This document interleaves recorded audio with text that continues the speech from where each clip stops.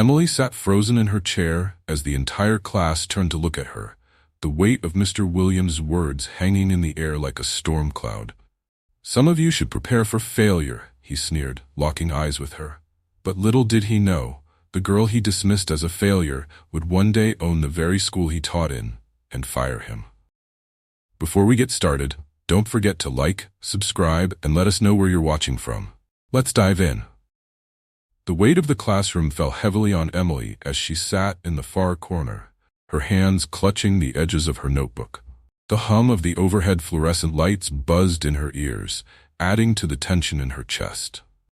This wasn't the first time Mr. Williams had humiliated her in front of the entire class, and deep down, she knew it wouldn't be the last. Mr. Williams was the kind of teacher who thrived on control. His tall frame towered over the students as he paced between desks, casting judgment with every step. He had a reputation for being strict, but Emily felt that, with her, it was more personal. Every critique felt sharper, every glare lingered longer.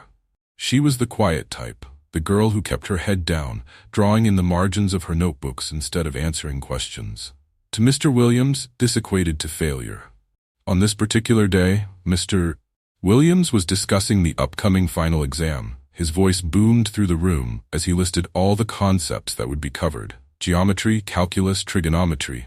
Emily's head swam. Math had always been her weakest subject, no matter how hard she tried. Her efforts felt like sinking in quicksand. The more she struggled, the deeper she sank. "And some of you," Mr. Williams announced, stopping directly in front of Emily's desk, "should prepare for the very real possibility of failure." His eyes locked with hers. The heat of embarrassment rushed up her neck, flooding her cheeks.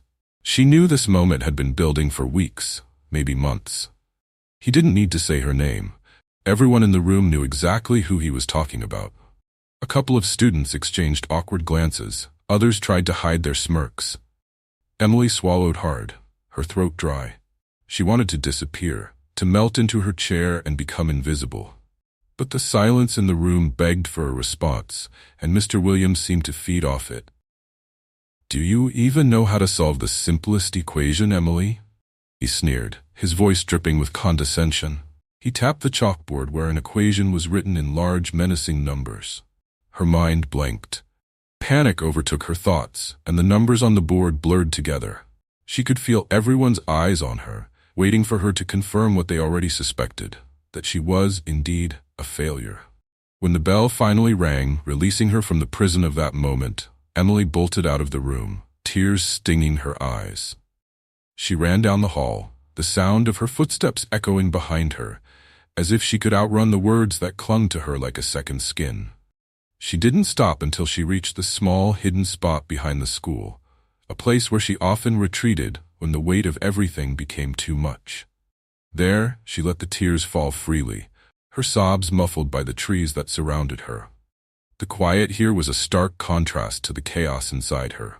In that moment, Emily made a promise to herself. She wasn't going to let Mr. Williams define her. His words would no longer control how she saw herself. She had been trying so hard to fit into his narrow definition of success, but she realized now that success meant different things for different people. The years that followed were a whirlwind of growth and determination.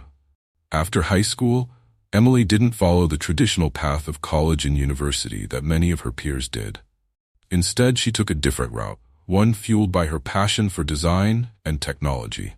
She taught herself coding, taking online courses, and attending workshops, building a foundation for a future that had nothing to do with Mr. Williams's definition of intelligence. She worked tirelessly, often late into the night, honing her skills and pushing past her limits. And slowly but surely, her efforts paid off. Emily started her own tech company, one that developed educational software to help students who, like her, struggled in traditional classroom settings. Her company quickly gained traction, partnering with schools and districts across the country. One day, years later, Emily found herself standing outside the gates of her old high school. She had been invited to discuss a potential partnership, a project that would see her company's software integrated into the school's curriculum. It was an opportunity she couldn't pass up, not because of the financial gain, but because of what this place represented. Her past, her pain, and ultimately her victory. As she walked through the familiar hallways, the memories flooded back. The smell of old textbooks, the creak of the floorboards, the distant chatter of students, it was all the same. But Emily was different. She was no longer the scared, insecure girl hiding in the shadows. She was a successful businesswoman, a leader, and, most importantly, someone who had reclaimed her own story. When she was ushered into the principal's office for the meeting, she couldn't help but notice a familiar face seated across from the principal. Mr. Williams.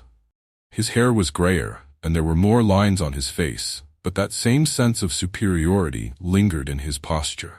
The principal greeted Emily warmly, explaining how excited they were about the potential partnership.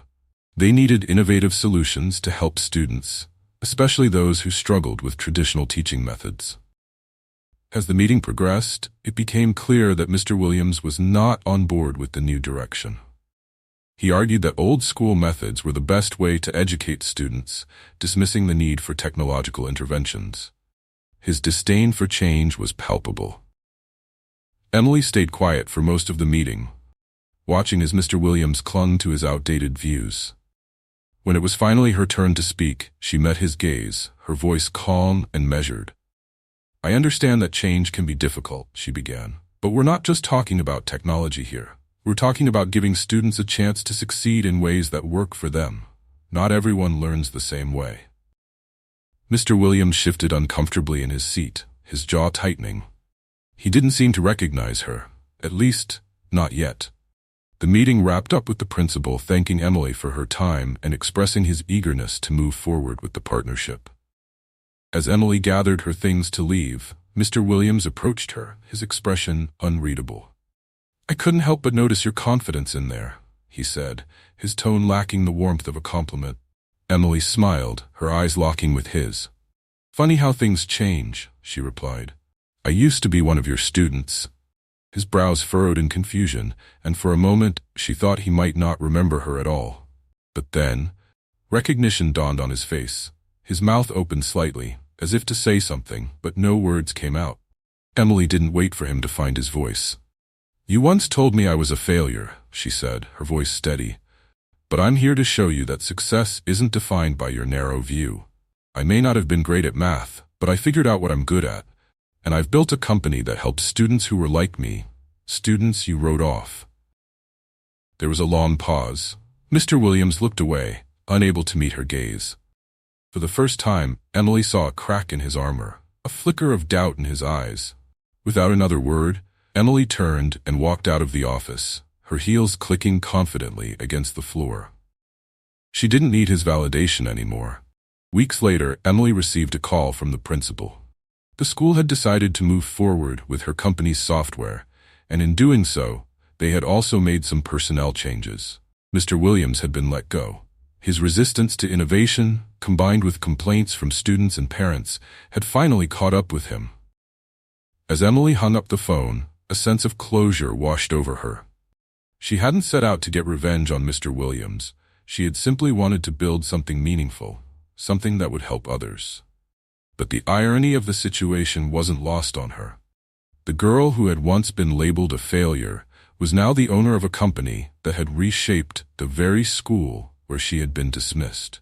And the teacher who had tried to define her future had been left behind, unable to evolve with the times. Emily stood by the window, looking out at the city skyline. Her journey had been long, filled with moments of doubt and struggle. But in the end, she had found her own path to success, and that, she realized, was the most powerful lesson of all. Thanks for joining us. If you enjoyed this story, don't miss the next one. Click on the video now to watch. We appreciate your support, and we'd love to hear your thoughts in the comments.